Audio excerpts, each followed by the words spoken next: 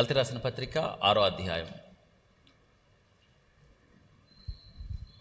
8 నుంచి, ఏలయనగా తన శరీరేచ్ఛలను బట్టి విత్తువాడు తన శరీరము నుండి క్షయమగు పంట కోయును, ఆత్మను బట్టి విత్తువాడు ఆత్మ నుండి నిత్య జీవమును పంట కోయును.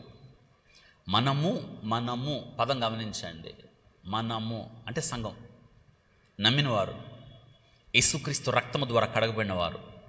మనము మేలు చేయుట యందు విసుకక యందుము. ఏం చేయుట యందు?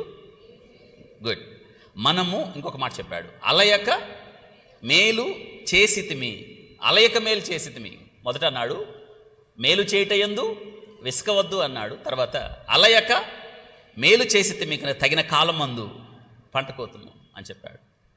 మళ్ళీ కొనసాగింపులో కాబట్టి మళ్ళీ మనకు సంఘానికి సమయము దొరికిన కొలది, సమయం దొరికిన కొలది అందరి ఎడలను విశేషముగా, అందరి ఎడలని చెప్పాడు, విశేషముగా విశ్వాస గృహమునకు చేరిన వారి ఎడల మేలు చేయదు. సంఘం తోటి వారికి. ఇక్కడ చూడండి, శరీరాన్ని ఆత్మను గురించి చెప్పాడు, ఆత్మను గురించి ఎలాంటి పంట కోయాలో చెప్పాడు. అంటే యేసుక్రీస్తు రక్తము ద్వారా విమోచించబడిన మన బాధ్యతను గుర్తు చేస్తున్నాడు. ఇక్కడ బాధ్యత కలిగిన వారు మనం. మీకు తెలుసా, బాధ్యత లేని వాళ్ళం కాదు.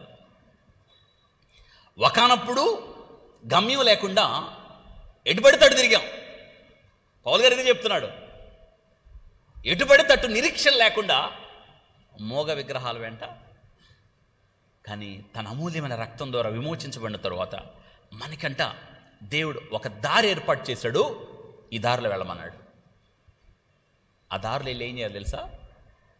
మేలు చేయాలి. అందరూ చెప్పండి, ఏం చేయాలి? ఏంటి మేలు చేయటం? మనం ఏం తెలుసా? మేలు అంటే ఏంటో తెలుసా? మేలు చేయుట అంటే ఒక్కటే గుర్తుపెట్టుకోండి, క్రీస్తులాగా బ్రతకడం. పివి నరసింహారావు గారు తెలుసు కదా, అంత గొప్పవాడు ఆయన. భారతీయుడిగా మనం సంతోషించాలి, గర్వపడాలి. బహుభాషా కోవిదుడు, ఆర్థిక సంస్కరణలు మన్మోహన్ గారి సహాయంతో తీసుకొచ్చి ఇదేనా భారతదేశం ఇంతగా వృద్ధిలోకి రావడానికి is nothing but P V Narasimha Rao garu. చాలా గొప్ప వ్యక్తి ఆయన. ఒక మాట గుర్తొస్తూ ఉంది. ఆయన దగ్గరికి వెళ్ళి క్రైస్తవులు చెడ పురుగులు, వాళ్ళు లేకుండా చేయాలనుకుంటున్నాం, నువ్వేమంటావు అన్నారు. ఆయన ఏమన్నారు తెలుసా? పివి నరసింహారావు గారు ఆన్ రికార్డ్, నేను చిన్నతనం నుండి క్రైస్తవుల గురించి వింటున్నాను. ఎవరికి అన్యాయం చేయరు, కీడు చేయరు, నష్టం చేయరు, ఎవరికి హాని చేయరు. మేలు చేయటం వారి నైజం. ఆ మేలు చేయటంలో భారతదేశానికి క్రైస్తవత్వం చేసిన సేవలో అనేకం. అటువంటి క్రైస్తవుల్ని లేకుండా చేస్తే మన దేశానికి నష్టమే కదా. క్రైస్తవులు ఈ దేశానికి హానికరమని నేను ఎప్పుడు వినలేదు, ఏనాడు నా దృష్టికి రాలేదు. అటువంటి క్రైస్తవుల్ని లేకుండా చేయటం న్యాయం అన్నాడు. బ్యూటిఫుల్. ఎందుకంటే మనం మేలు చేస్తాం కాబట్టి. మేలు చేయటం అంటే అర్థం ఏంటో తెలుసా? నువ్వు క్రీస్తులాగా బ్రతికి, క్రీస్తులాగా జీవిస్తూ, క్రీస్తు ప్రతిబింబాన్ని చూపిస్తూ, యేసుక్రీస్తు ప్రభు ఈ లోకంలో జీవించినప్పుడు అనేకులకు మేలు చేస్తూ ఎలా వెళ్ళాడో, పరలోక రాజ్య సంగతులు చెప్తూ ఎలా వెళ్ళాడో, డూ ఇట్. ఇదే మేలు చేయడం. ఏసైలాగా బ్రతికినప్పుడు నువ్వు ఏసై గురించే మాట్లాడతావు. ఏసైలాగా బ్రతికినప్పుడు క్రీస్తు ప్రేమను చూపిస్తావు. ఆయన మాదిరిని కనబరిచినప్పుడు ఇతరులకు మేలు చేస్తావు, అనేకులను నిత్య నరకము నుండి తప్పిస్తావు. ఇదే అలయక మేలు చేయటం. చేస్తున్నామా?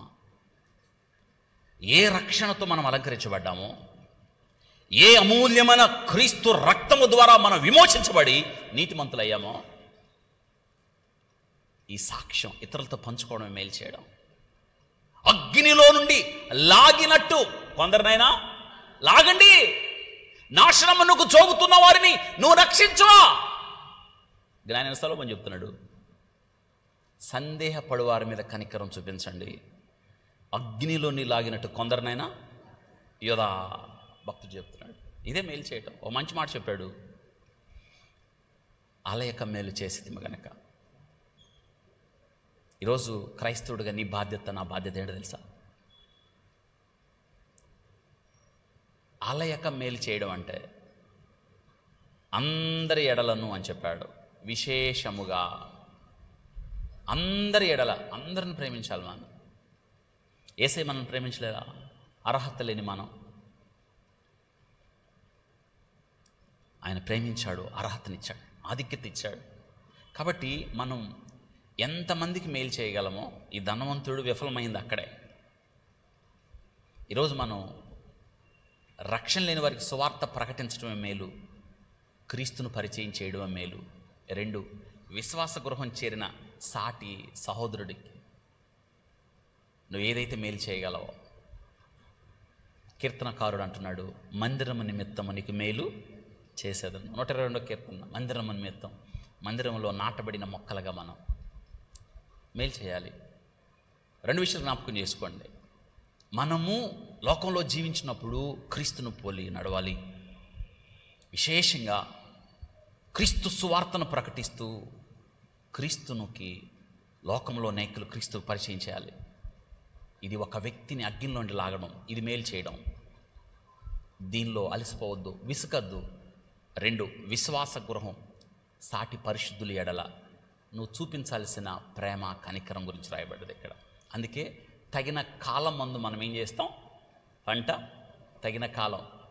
దేవుడు ఖచ్చితంగా మీరు ఏదైతే చేస్తారో దానికి ఆయన ప్రతిఫలం ఇస్తాడని రాయబడింది. కాబట్టి క్రీస్తు మాదిరి అంటే ఇదే. యేసయ్య నిన్ను నన్ను ప్రేమించినట్లుగా నీ కొరకు నా కొరకు తను క్రయం చెల్లించి తను అప్పగించుకున్నట్లుగా మనల్ని మనం ఆయనకి అప్పగించుకున్నాం.